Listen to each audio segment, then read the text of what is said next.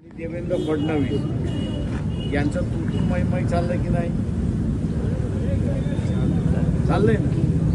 आता हे तुम्हाला खरं भांडण वाटतंय की नकली भांडण वाटतंय?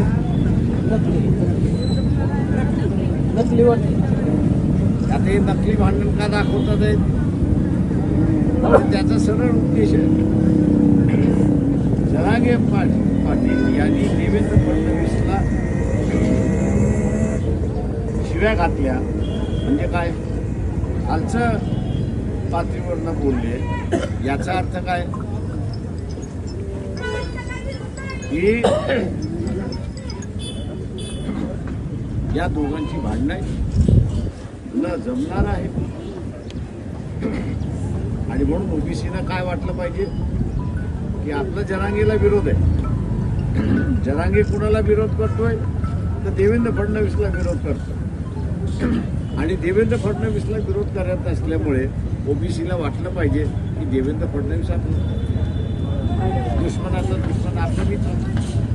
ओएसिस फर्टिलिटीच्या तज्ज्ञांनी IVF उपचार पद्धतीद्वारे 1 लाखांहून अधिक जोडप्यांना मातृत्व प्राप्तीचा आनंद दिला आहे.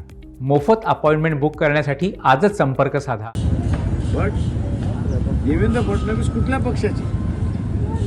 त्यांच्या पक्षाचं नाव काय? भारतीय जनता पक्षाने जरांगे पाटील यांची जी मागणी आहे, जरांगे पाटील यांची जी मागणी आहे की मराठा समाजाला ओबीसीतून आरक्षण द्यावं, याच्याबद्दल भूमिका घेतली आहे का?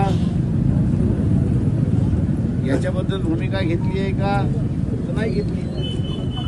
म्हणजे उद्या समजा ओबीसी हा देवेंद्र फडणवीसला शिव्या जरांगे पाटील घालतोय म्हणून गेला आणि उद्याच्या विधानसभेमध्ये शरद पवारांनी जो डाव रचलेला आहे की 225 समाजाचे आमदार गेले पाहिजेत,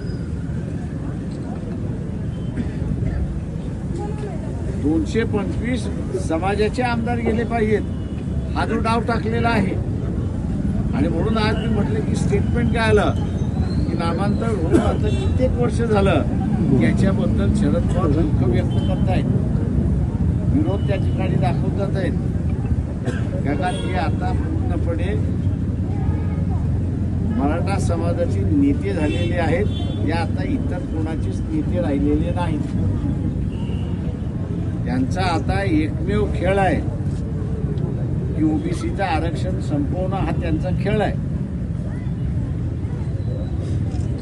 देवेंद्र फडणवीस आणि उद्धव ठाकरे हे ओबीसी आहेत का? मग कोण आहेत? जनरल ब्राह्मण. एक कायस्थ आहे, कायस्थ कोकणस्थ आहे, आणि एक असणारा ब्राह्मण आहे. त्यांना ओबीसीच्या प्रश्नाची काय घेणं देणं? काही नाही. हा फसवा खेळ आपण लक्षात घेतला पाहिजे ओबीसीने, की आता ओबीसीला कोणीही वाली राहिलेला नाही. ओबीसीला कोणीही वाली राहिलेला नाही. स्वतःचा लढा स्वतःलाच लढावा लागणार आहे. आणि म्हणून आम्ही म्हणालो की स्वतःच लढायचा असेल तर किमान 100 ओबीसीचे आमदार हे यावेळेस विधानसभेमध्ये गेले पाहिजेत. 100 विधानसभेमध्ये गेले पाहिजेत. आणि हे घालवायचे कसे? ओबीसीच्या सर्व कार्यकर्त्यांना विनंती आहे की तुम्हाला पक्ष सोडण्याची गरज नाही. ज्या पक्षामध्ये आहात त्या पक्षामध्ये राहा, परंतु त्या पक्षामध्ये राहिल्यानंतर भांडण करायला शिका.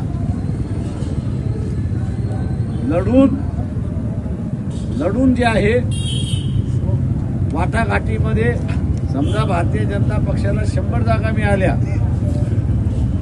तर भारतीय जनता पक्षामध्ये जो ओबीसीचा कार्यकर्ता आहे त्यांनी आपल्या संघटनेमध्ये भांडण केलं पाहिजे आणि सांगितलं पाहिजे की 100रातले 50 जागा या ओबीसीच्या उमेदवारांना तुम्ही दिल्या पाहिजेत. ओबीसीच्या उमेदवाराला तुम्ही दिल्या पाहिजेत. आणि तिथे निकष ठरेल की हे पक्ष आपल्याबरोबर आहे की नाही. हे पक्ष आपल्याबरोबर आहेत की नाही हे असताना त्या ठिकाणी लक्षात येईल अशी असणारी परिस्थिती.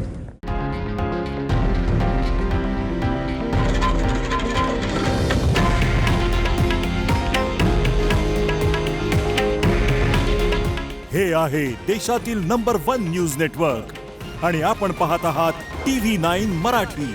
काळजी तुमची, हित महाराष्ट्राचं.